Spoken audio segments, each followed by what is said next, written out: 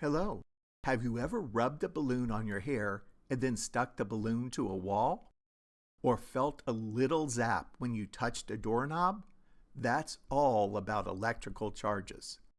Everything around us, even you and me, is made up of tiny, tiny building blocks called atoms. And even tinier parts inside these atoms have electrical charges. There are two types of electrical charges, positive and negative. Positive charges are carried by the tiny parts of the atom called protons. Negative charges are carried by even tinier parts called electrons.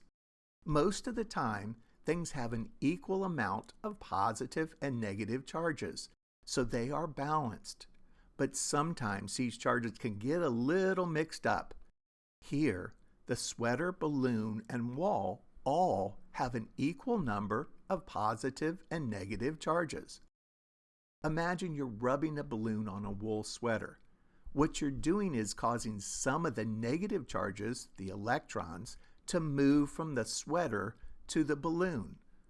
The balloon now has some extra negative charges, and the sweater, having lost some of its negative charges, becomes positively charged. Now here's the fun part.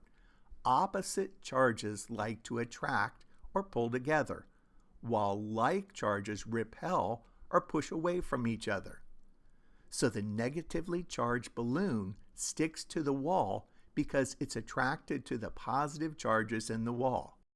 And that zap you feel when you touch a doorknob, that's extra electrons from you rushing to the doorknob to balance out the charges very quickly. It's like the charges are tiny magnets, always trying to find their opposite to link up with or running away from their own kind. So electrical charge is all about these tiny positive and negative parts of atoms. When they're balanced, things are normal. But when they get unbalanced, that's when we see cool things like balloons sticking to walls or us getting a little zap from a doorknob. Thank you for watching.